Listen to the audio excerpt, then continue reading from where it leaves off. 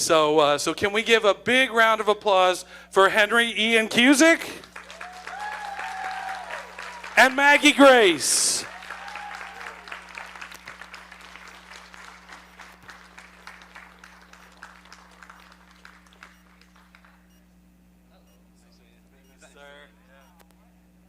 I didn't get a chance to meet them before, so, you know, if you'll allow me to have a panic attack over here and then, you know, how we run our panels, I'm sure you guys were briefed.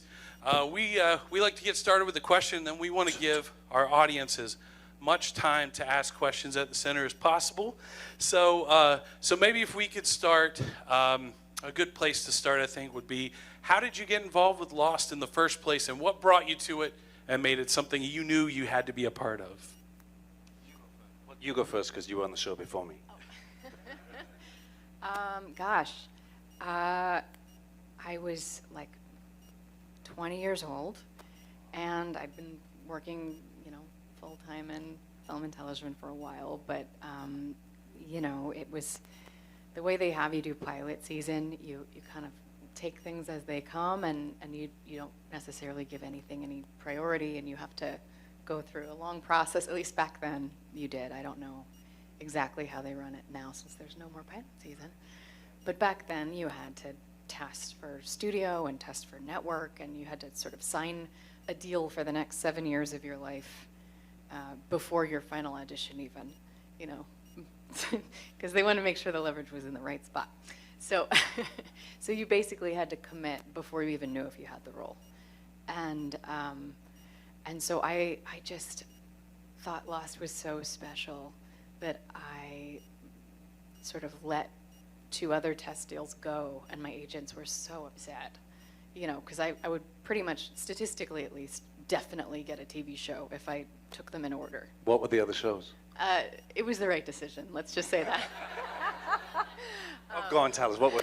No, tell us.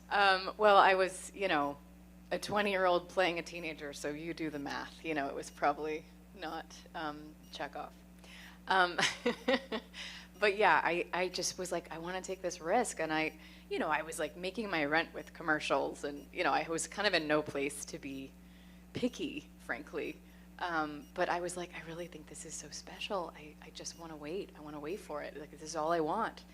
And, you know, missed my big family vacation for the screen test. And, you know, let's just say, if I hadn't gotten it, I would have been pretty bummed, because I sort of gave up my work for that year and then my family getting together. But I was just like, this is so special. I really want to be a part of this. And at that point, you know, you just had a few of the roles. And did they give you a script? I'm trying to remember when I got a script. When I first auditioned, there wasn't a script. It was just the sides and then some bits and bobs. But by the, you know, at some point through that process, there was a script. But yeah, and the people involved and the energy around it, and it was sort of the biggest, you know, just the most vast production that had ever been done. How many times did you audition? How many times did you have to go back? I'm trying to remember. I mean, it had to be at least 3 or 4. No, I would say at least 4 or 5, because there would be. That's a lot. Yeah. Yeah. Yeah, and that was kind of it. So you were 20. I was 38 when I got my big break, because it was my big break. It was the show that changed my life. You were the Harrison Ford. I was Harrison Ford. Not quite. But no, I'm saying maybe I could still be Harrison. He got his big break in his 30s. In his 30s, yeah. Han Solo was. Oh well, yeah, that was a major break. But this was a big break for me. I was in. My manager sent me some sides. I was in the UK. I was in England, and sent me these pages. And I don't know if you ever get these pages. You go, I don't know what to do with this. And I looked at. I have no idea what to do with this. And then she said, "Are you doing it? Are you doing it?" Kept hassling me, and then I like a revelation. I thought, I'm going to impersonate my friend Kevin. And so I impersonated my buddy Kevin, and through a long, trying to get someone to tape. I had to do a self-tape back then. It wasn't common. Wow. It was back when you, I had to get a friend. I had to get a friend, first of all, to, that was hard. And then he didn't want to do it, and he was busy messing around with the window, and I was getting more angry with him, and that was the take we used. The lines were terrible. I look back on that audition, it was awful. But then you had to put it on the, render it to the computer, you had to burn it. If you touched the computer, you had to redo it, and then I had to FedEx it. And I had the kids in the back of the car, and I'm driving around the M25, and my wife at 11 o'clock at night says, "Where are you? Where are the kids?" And I got them in the back of the car. And what are you doing? "Oh, I'm sending my FedEx off to for an audition." "You never get them. Get home now." I was like, "Oh, I never get them. Thanks, honey." Ha ha! I got it, and that was it. And then like 3 months later, I booked the role and changed my life. And I never let my wife forget that story. Well, if I start talking, I would talk the whole panel up. So why don't we open it up to our audience? If you guys want to go to the mic in the center here, if you have any questions, and line off to the right there. We got somebody coming here. I'll ask another question while we're waiting here. Ian, did you have any idea when you started that your role was going to be so pivotal? I mean, it started with a 3-episode arc, and then you weren't seen for a while, but ultimately your character, the show wouldn't exist without it. When were you aware of that? When I didn't die after the 3 episodes, and they said, "Oh, well, you're doing all right. Yeah, And then it just so happened that I was friendly with Brian Cox, who lived across the road from Carlton Hughes, and one day I was in Brian's house, and he said, "Oh, you turned out quite well. Would you like to come back?" And then I came back for the end of season 2, and that was the moment they started talking about bringing me back as a regular. So, all right, we'll go to our audience here. All right, Henry, I obviously first became aware of you in Lost, but I then became aware of you in a movie called The Gospel of John, which I think they've retitled. And I assumed, because that's the order that I became aware of them, that they cast you in The Gospel of John after you were in Lost. But now looking at the dates of it, it may be the other way around. it was, Okay. But regardless, do you think that kind of like the calm and mysterious nature of those roles had an influence in you getting one from the other, getting the Lost role after you'd been in the Jesus movie? Absolutely. So I'd finished the Gospel of John, and then I had the residue of that character with me when I auditioned or did the role in Lost. And when you get the sides of Lost, you don't really know what's going on. You just I took a chance, and so I kind of played my character. My audition scene was when I say, "You have to lift it up," and so I sort of channeled a little bit of that spirituality. I felt I was an angel or something. I didn't really know what was going on. So I played it like an angel. So in your actual inner performance, it influenced. But do you think that the producers were aware of your? I don't think so. Okay. Only because I say Gospel of John was not something that would have been on their radar. I don't think. It was a small movie. Well, I really appreciate your performance in both of those. Thank you very much. Thank you. Yeah, I will say before we go to our next question, I don't know if you were aware of this, but we had a Sci-Fi Valley Con billboard in town, and there's another billboard right below it. We did not plan this. The billboard said, "Are you ready to meet Jesus?" Got to see that. So, yeah, and he's here, in whichever way you prefer to view that. So let's go to our next question here. Sorry, anxiety. You're Shannon to me. So, how did it feel when you had to pass away? Oh gosh, I mean, when they told me, I was pretty bummed out. I'll be honest. And I feel like I at that point was like a veteran of moving on from things for sure. But this was a special. I mean, I was sort of at an age where it was such a formative I cried time. so and much. Yeah, I felt like I was going to watch those little kids grow up, you know what I mean? And I think I had this idea, like, from being in theater troupe that, I'd finally found this, like, merry little band of, that we would travel the world together, and, it was, so yeah, I was bummed. But the death scene itself was cool. It was.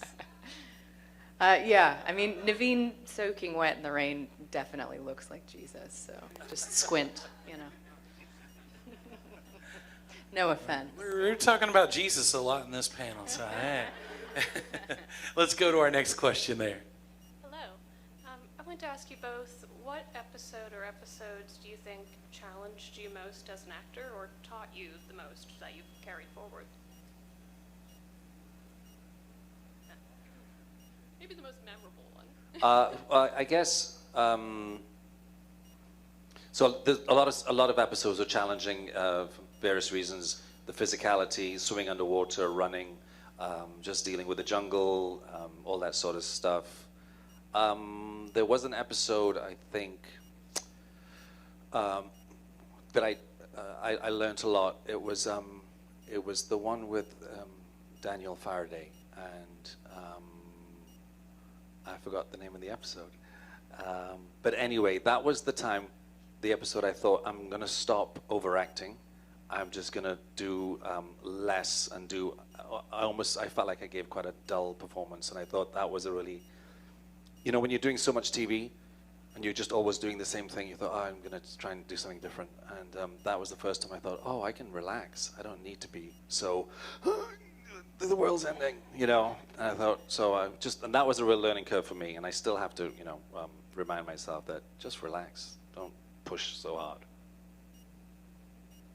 Speaking of the physicality, I mean, how did you deal with, I still remember there was one, like, Mad TV episode where they did like a send-up of Lost, and they just had Jack Shepherd arriving to every scene completely out of breath. Like, hey, guys. But there was like quite a lot of physicality. There was a lot of hyperventilating and a lot of lightheadedness, like, because you do this, and then you just get so dizzy. You think, I'm going to pass out here. Stop it. Yeah.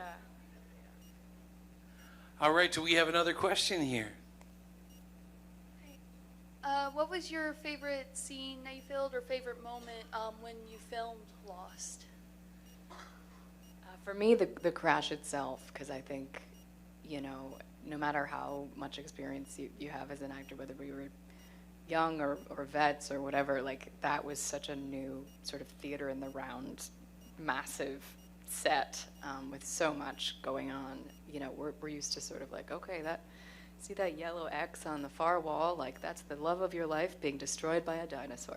You know, it's like, we're used to acting off of, you know, tape or C-stands or something, and to just have all of this happening in real time, it was extremely overwhelming. Like, all you had to do was sort of breathe and be present and let it in for a minute, and it was totally overwhelming. You know, quite a lot was happening. I came across that episode recently because I was looking for something else, and it turned up, and I'd never actually watched that episode. But then, you know, when you get just in that thing, and I started watching the whole thing, it's a brilliant episode.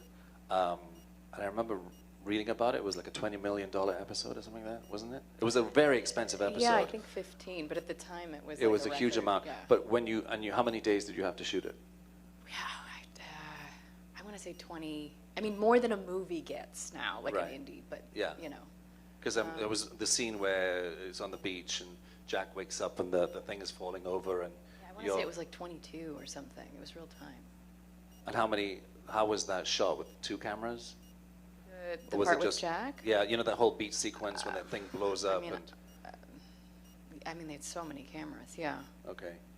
It's But really just even. like the eye shot, you mean, or? No, it's when he says, "Look after the Emily's pregnant and Jorge's with her," and then they run over and they come to you and Boone and that whole sequence is just, you know, it's great. It's just fantastic. Right. Yeah. What was the question? I don't know. Where are we? Guys, where are we? What was your favorite scene? You know, Favorite that scene you shot? that I shot. I personally, I love the anytime we could go in the water, under the water, swimming in the water, or running. The scenes where I had no lines were my favorite scenes. They were like, just like, oh, this is great, and this is going to be a great day. All right, our next question there. Hi, correct me if I'm wrong, but the two of you did not share a scene until the series finale, correct? Correct. For the church. So Maggie, for you, that was like a homecoming. You got to be a part of the series finale with all your former friends, and Henry, that was like a send-off with everyone that had come and gone on the show. Could you take a minute to talk about that, the last scene together with everyone? Yeah, I mean, for me, it was really emotional and really full, just being able to kind of come back and see everyone. Like I said, it was a very formative experience, partially because I was so young. And yeah, it was really lovely just on a personal level. I know it's a little controversial, but... What was controversial about it? Oh, just the ending. Oh. How was Which your is experience that day? beautiful, is beautiful. And they were not dead the whole time. Sorry. See, there's crowd management happening even now. Wanted to see what would happen. Yeah, that day, we're talking about the church day, right? That just seemed like everyone in the whole world was there, wasn't it? Like the producers, the families, it was the busiest day. It was like a party. I remember just being, we were coming to the end, and it was just a ton of people I had no idea who they were, who I've never interacted with. So it was kind of bizarre, actually. I didn't really love that day. It was just overwhelming for me. It was just, because I only ever worked with one or two people at any given time. So it was just very, very different. Thank you. Hi. Oh, this is exciting. I used to race home in college up my dorm 3 flights of stairs, with my roommate having it on, just so I could catch Lost on TV. When you guys were filming Your Death and then the episode The Constant, where you're flashing back and then you reach Penny on the phone on Christmas, like when you guys were filming it, did you realize what big an impact it would have on all of your fans? Like, did you feel it in the moment?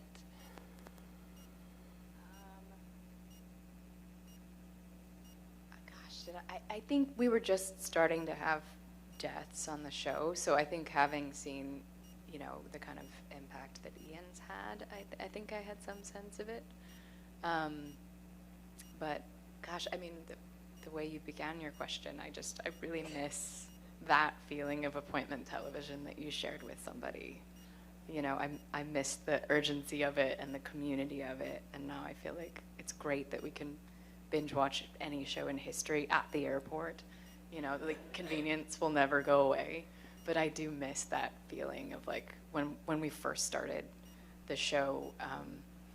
I actually started a thing at my house where I wanted to cook for everybody for our episodes, and then it sort of became where somebody would host for their flashback episode, and just the feeling of like sharing that with somebody. And I think we've all had different shows through the years that we shared with specific people and debated, and the fact that it's on at a certain time on a certain night, it's just that time, and you know, you've got to be in the same physical space, and you know, I miss that a lot. Yeah, I can understand why. I think when there's a death, there's more of an impact on how the audience will respond to it. But when you're doing an episode, and I was just doing an episode, there was no feeling of how this is going to go down. I was just like, I just don't want to suck. I just want to do the best I can. So, and you know, when you got your episode, and The Constant was my episode, because I hadn't done, you know, I didn't do that much all the way through the show until I got my episodes, and then I was heavy. So I wasn't in it that much, but what I did get was great. I was very grateful for all the fantastic writing and the episodes I was given, but I was just doing my job and just trying to do it the best that I could with what the material I was given. So I wasn't really thinking about the audience. Thank you. All right, our next question there. So Maggie, you'll always be Arena to me, and I just wanted to ask some questions about what it was like coming into Breaking Dawn with the Twilight cast that had already been together for a while, and then if you're still friends with the actors.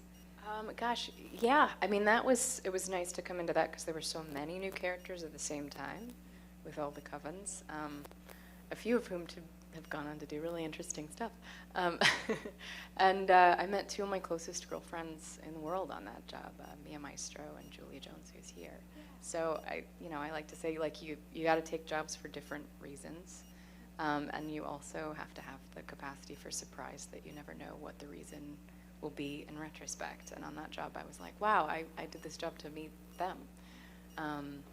So yeah, it was really welcoming because there were so many of us all at once. Yeah, thank you. Go ahead with our next question. Hello. First, I want to say the ending is amazing. No one should criticize it. Second, I want to say I wanted to appreciate the time of your guys' wardrobe throughout the show, and I wanted to ask how it was like. Did you have to be in the same clothes the whole time, and like how was it to be like dirty and like? I feel like Shannon felt like she found 8 steamer trunks on the beach. I don't know how. You had like the zigzag in your hair. Yeah, and she stuff. was like had razors. She had fully shaved legs the whole time. I don't know what she found and why she wasn't sharing, but yeah. So I fought with the costume because the blue shirt. I loved the blue shirt, and I thought they tried to give me a different shirt, and I fought with them. I said, no, I don't want. Amateurs. Just give me one shirt. I actually said, I want to be like Mr. Echo. He's got one shirt. I want to be like that. No other, and so we had a kind of an argument. Who was the costume person again? I've forgotten it. Anyway, I had an argument with them, and they said you have to wear this green jumper thingy, and then I put that on for one episode, and then I think I wore another shirt, a purple shirt, and then another shirt, and then they said, okay, have the blue shirt, and I kind of stayed in the blue shirt. So it was mainly the blue shirt. So It was a good blue shirt. It was good. Yeah, thank you. Thank you. All right, our next question here. Hello. I'm sorry this isn't a lost question, but I'm kind of obsessed with the 100, so I'm really excited to see you. Thank you. I loved Marcus's character development throughout the whole show because I feel like at the beginning he was kind of closed off and like a jerk, and then later in the end he just became a completely different person, and I loved his relationship with Abby. I was just wondering what your favorite part of being his character was, or favorite scene to film. Thank you for that. Yeah, that was an interesting role, and I think season 3 was my favorite season. It was the lightest, not in terms of the show, but lightest in terms of I had so much fun during that season, working with people like Michael Beach and Bob and Paige. That was I just remember that as being the most fun season. It changed when I started directing, because then I went to the other side, and I was like, oh, stop fucking around. And then it became different. But season 3 was the most fun. Did you cross over with Alicia Debnam Carey? Yes, well, she turned, your I've friends? worked with her for years. But She I is haven't lovely. seen- She's delightful. And I remember when she turned up in the first episode, and we shared at that time. Oh, but no, we still have the same manager. I just forgot. And so. Cousins. So yeah, she was delightful. Loved working with her, and yeah, she was absolutely delightful to work with. Thank you. All right, our next question there. Welcome to the city of Altoona. Thank you. And my question is, what shows that became popular that you tried to audition for that you did not get in? Don't you feel like there's a code What do you mean? not to talk about it? Oh, really? Like what became really popular that you didn't book? Let me think. So many. Gosh, there's a so list. many. I mean, where do we start? So many. There's too many. But nothing off the top of my head that goes, damn, I wish I'd booked that. I can't really think. But there's a lot of shows that I didn't book. Yeah, but I feel like if you've been in it for a minute, you have this total surrender of leaving it all in the field, and you do or don't get something for really specious reasons that usually you have no control over. So. Exactly. I don't really think about Maybe it. you look slightly like someone's ex-husband. That's a big reason. Is that a good thing or bad thing? Well, it could go either way, Exactly. couldn't Okay. You're trying to tell it? me You something? say it. You say. I think he was supposed to be X-Man, and then Oh, really? Just making up roles. Okay. Yes, the X-Men. Wolverine, mostly. Wolverine. Wolverine, It was between me and Hugh. And You know, said you didn't want it. I said I'm regret that kind of now? busy that weekend, and they went, Yeah. give it to that guy. Give it to the Aussie. He did some things with it. He made some choices. Yeah, well, you know. All right, go ahead. 100% was not going to get up here, but now that I know you both know Alicia, does she really flip the knives around that much? Does she flip Because an I axe? feel like everything I that ever a saw about suit? her, Like, the what is butterfly knives were always out. Oh, I had the push blades on our job. Did she have knives? She had swords. She was pretty good with the swords. I think she does ballet or something. Is she kind? Yeah, She's she got a was a dance ballerina. background, right? Because I remember when she did the sword things, she was pretty good at the twirling. She still has the kind of Yeah, the she has. fingers, I you think know she what I has mean? some sort of movement I background. really like weapons, and there were many in all of the shows, so I was like, I'm going to take this opportunity to ask. Yeah, she's pretty good with weapon work, as I recall. She was.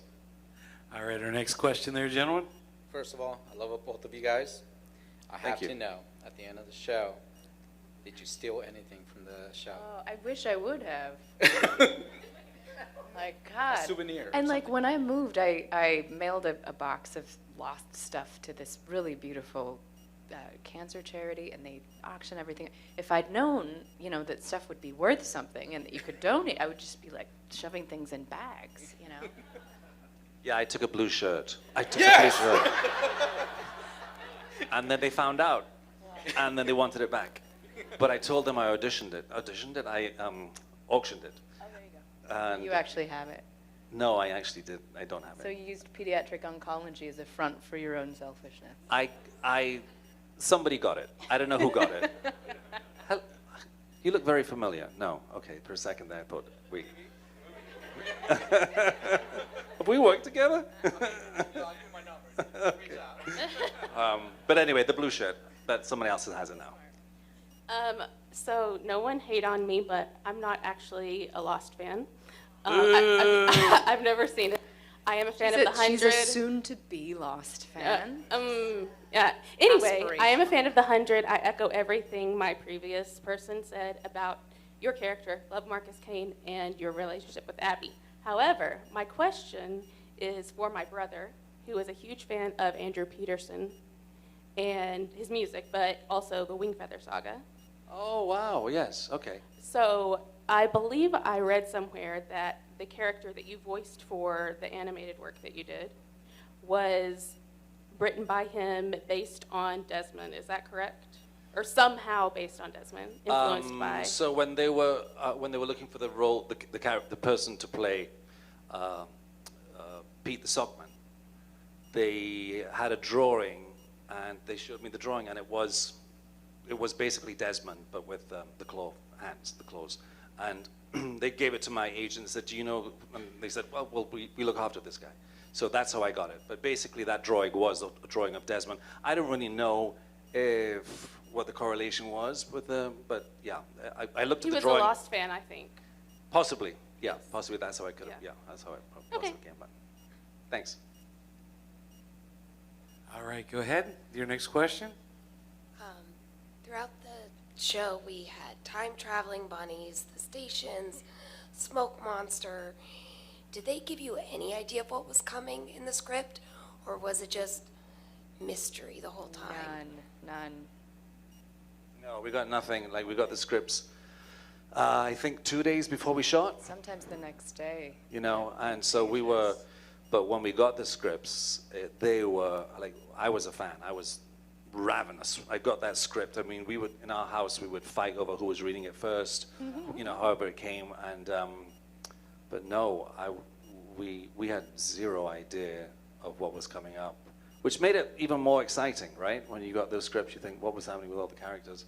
But, yeah, it was an interesting thing for actors to deal with. You know, you thought you were doing something, shaping your character in certain ways, and then, you know, just hoping that they would see what you were doing. I sometimes felt like I influenced my character's progression by doing certain things, you know, and they saw what I was doing, and then would, you know. Can you give an example of that? Just things like, I would like talk about the fate and destiny stuff. I was like off camera talking about, I think my favorite play was Oedipus, and which is all about fate So it was towards the end of season 2, beginning of season 3. I felt like I was throwing little things in there for the writers. I don't know. Maybe they were just like, yeah. But I do know that Carlton used to read all that stuff. He would have conversations with me about, said, have you seen what's on the, what the fans have done? They've drawn this, da-da-da. So they would read all the stuff, what you guys are writing, so. We'll talk here for a second as this gentleman's coming up. You guys, you'd mentioned the ending, Maggie, with there being a lot of people that didn't like it. I personally loved it. I know we got a lot of people in here that loved it. But did you feel in any way fulfilled in the end, or did you feel a little let down? Which, every opinion's okay here. How did you feel about the ending and the response that it got? I mean, I had sort of made my peace with all of it and didn't really have any skin in the game one way or the other at that point. Is that fair? Yeah. And Ian? Were you still watching the show as a fan, or had you stopped watching? No. You'd stopped watching once you left? Not at that point, no. Oh, so you don't really know what happened after you left? I mean, at the point where, this is not I'm not ideal. putting you under the spot. Yeah, I'm a little on the Sorry. spot. Anyway, I this is felt what like it was like healthiest to sort of like leave when I left, and then I could always come back and watch it later. Right, yeah. No, I mean, I've left shows and where I've stopped watching once I die. That's my kind of general rule. Yeah, yeah. You kind of because you're like on the job you're on. Exactly. Like you love the one you're with. Yeah. And then, so like, for example, The 100. I mean, I kind of know what happened in the end, but I didn't really watch it after I died. It was not that I didn't like the show, but it was just... It's nothing with the show. It's Yeah, more you like just- you just have to be present with who you are. Yeah. So I get that. Personally, how did I feel about the end of the Lost? I've always been grateful to the show, and I'll never diss the show. But I felt it could have gone on a bit longer. I wanted it to go on a bit longer, to be honest. But Go and say it. What are you trying? I feel like if it was made a little bit later in time, where they gave a little more credence to writers, like showrunners. Nowadays, you have like a Jesse Armstrong who can just say, I'm sorry. I know Succession is an enormous hit, but it has this many seasons in it, and that's the legs that this story has, and I want to honor that. And like this is the story I set out to tell, and I've told it, and I'm all done. And I don't know that at the time on network television, no one had done that. I think the UK had a huge influence in like, what if we had a 9-episode season? What if this story could hold 6 episodes? What if it's a limited series? And maybe we'll anthologize it. Like storytelling just became, I think they gave a lot more creative latitude to showrunners to sort of dictate what story they wanted to tell and in what container. But back then it was very much like you had to get at least 6 seasons out of it, and you had to have 24 episodes a season. And so, it was a different time. Carlton and Damon, Damon said he was burnt out. He had no more story. He was done. He was finished with the show. So that's the story he wanted to tell. He told the story. I guess just from a personal, selfish point of view, I was loving life, working and living in Hawaii, and I felt that there could have been more story for Desmond. But that's just from my own personal point of view. The other side of nowadays is there'd be like a Desmond spin-off. That's what I was pushing for, but Like maybe the showrunner would end it, but ABC would be like, so, Desmond on his own island, shall we? That's what I wanted, me and Penny in the same boat. All right, our next question here. Henry, you just segued right into my question, which is regarding the location of the filming of Lost. So, on your downtime, which may not have been a lot, how did you spend your time in Oahu? So I moved there with my wife and 3 children. I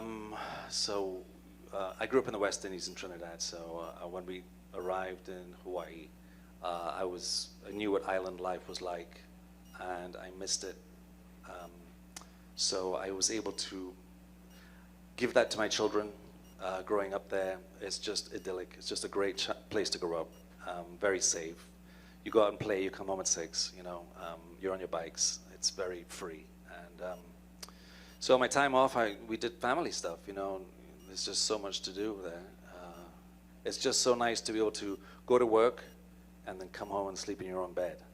It's very rare for an actor to be able to do that. So, and just enjoy their school activities, hiking, play a lot of soccer, surfing. Yeah, just enjoying the island. Do you mind if I ask what part of the island you live? I live in the east side of the island. I'm so jealous. I really want to give that to my kids, and they've lost their tax credit. How about you, Maggie? How did you spend your time there? I was on the windward side in a little village. Yeah, it was really special, and there was a bunch of us that could walk to each other's houses, and it was awesome. Are you from Hawaii? I wish I was. Oh, okay. As it turns out, I live in Altoona, Pennsylvania, which a couple thousand miles away. You're thinking about it, okay. Well, there's just a huge swath of Oahu that doesn't have any hotels, so it's just, yeah, it's a wonderful feeling. It's awesome. Thank you both. Thank you. All right, I think we have time for 2 more questions, and we got 2 more people there. So. This is a question about the 100. I hope I get no hate here. I loved Marcus and I love Desmond on Lost too, but I did not like the character Abby. I hated I'll tell her. With pleasure. What was your reaction when you found out that Marcus and Abby were going to become a couple in season 5, I think? I don't remember. I've never seen the 100, but this is so entertaining. I don't remember when we became a couple, but I do remember it was a surprise. You know, people always said there was a lot of tension. As I said, I didn't realize it was sexual tension. I just thought it was tension. And so when it was pitched, it was like something. The showrunner said we're going to get married. He wanted us to get married at the end of the show. But yeah, it's just it was in the script because, as you remember, I had a girlfriend who disappeared after season 1. She was never heard of again. So An actor I really respect once told me that if you're ever cast opposite someone that you just innately detest, take that gift because it reads as real chemistry. Oh, because you want something so badly you're never going to get every moment. You know what I mean? You're just okay, can I just be God clear damn that me. I do not detest Abby? I do not. No. Nobody thought that. I do not detest Abby. Paige was lovely to work The characters. Yes, Paige was she was a great scene partner and a terrific actress. So. But Stop! What are you doing? Tension. What are you doing? This is how these things get started. No, but the tension of any kind often sort of. Right. I see what you're saying. Yes. misread. Yes. And maybe that's what they saw. So. Thank you. All right, your last question. You're on the spot here. Okay. I always wondered, most recently, that series only have maybe a 10-episode arc, but I remember old series had about 25 episodes, longer episodes. I always wondered how the scheduling worked, what's the difference in how you were on set back then? The hours, was it more complicated back then than now? So, for both of you. Wow, there's a back then. Yeah, exactly, right? Anyway, you go first. Yeah, I think a lot of that had to do with how syndication worked back then, that you were trying to get to at least 100 episodes to syndicate to cable, and that's kind of where people had their bread and butter. So if you're a producer, you're really heavily incentivized to, they used to have a big sheet cake that they'd bring on set, and the crew would be so excited, and yeah, but then we sort of moved to this new model that we haven't quite figured out yet with streamers, and things are very different. But I think from a storytelling perspective, there's, certainly an upside to that. The 10 episodes, you prefer that? I prefer that it can be adjusted to what the story sort of requires. I think as a viewer, I prefer 10. I think with 24, I don't know how you guys feel about it, but 24, sometimes you go, for example, The Wire. I've always been meaning to watch The Wire. It's but then, incredible. and it's meant to be, everyone says this, the but show every that changed time, television forever. it's just so much TV, so many episodes, you kind of go, oh, man. But if you read the show Bible, then you see all the pieces matter. But you know what I'm saying? That sometimes you might. I'm revealing my fandom. I'm like, all the pieces matter, goddammit. Okay. But you know, when you watch a show, you kind of go. One of the things I do is like, how many episodes are there? 8 episodes? I can do that. 6? Brilliant. We'll watch that one first. Because 24 now just seems like too many. But from an actor's point of view, 24 episodes is great because you get paid a lot more. And 10 episodes, you're like, okay, I need to do at least 2 or 3 of them. But if you're on a 24 episode show, you're like, brilliant. This is my job. Let's hope it runs for 6, 10 years, whatever. So yes, you're absolutely right. It used to be 24 episodes, so you can get. So when it got to 100, that was syndicated, and the producers would get a lot more money. That's how they made their money when the show got syndicated. But time-wise for us, it doesn't really matter. You know, if it's a 7-8 day shoot on an episode, it doesn't really matter. Now with 10 episodes, I think you get more days to tell stories between setups. I think that's about. I was just wondering, like, more free time now, because like you have less recording time with with less episodes. Well, I think most of us sort of move from one job to another if we can. Okay. I have a lot of free time at the moment. Thank you. Yeah. Well, thank you for your question. I mean, in talking about that, you know, when we had 24 episodes of something, there had to be some of those standalone episodes that kind of would get mixed in there that weren't necessarily part of an arc. Like, you know, and then you also had the filler episodes where nothing happened. Yes. There was actually an article about We Lost. I don't know if anybody saw it. It was like In Praise of the Bottle episode. Yeah. It was in the New Yorker or something, and it was about a Hurley episode that would have... Where Hurley finds a Dharma van, which I think is a brilliant episode. And it was a really well-written piece, and it was very thoughtful. And it doesn't really move the overall story forward, but it's one of the most special episodes to me, you know? Yeah. But if you guys, going back, if you could have one of those episodes like that for your character, you know, what's something that you would like to see your character do that's in that spirit? Have any emotional depth whatsoever. Yeah.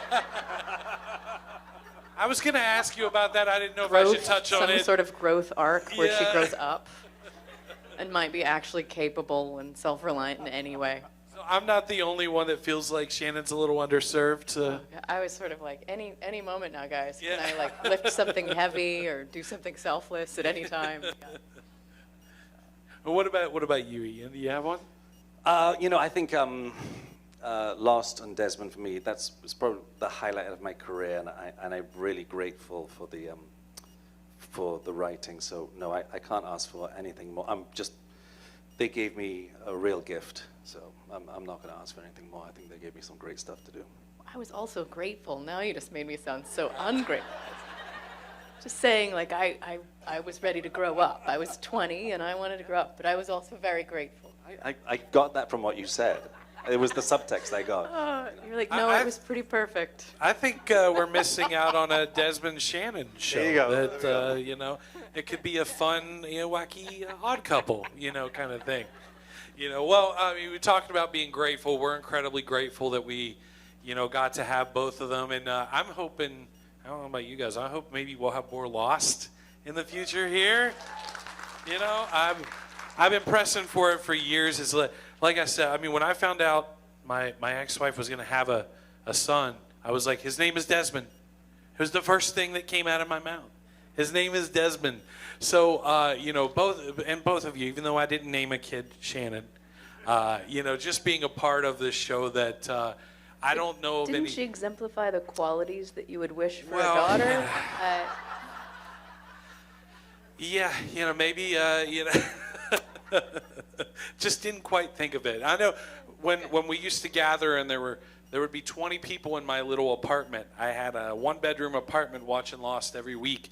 And people would show up that sometimes I'd go, I don't know you, why are you here? And it'd be a friend of a friend who had invited him. And you know, it just kept growing and growing and growing. So I don't know if we'll ever get that back, you know. And that's something that will be special to me for the rest of my life. So, and it's special to have you guys here. So, you know, I don't want to say any more because I'll gush for the rest of the time that we have. So how about give them one more big hand? Thank you. Thank you very much. Thank you, guys.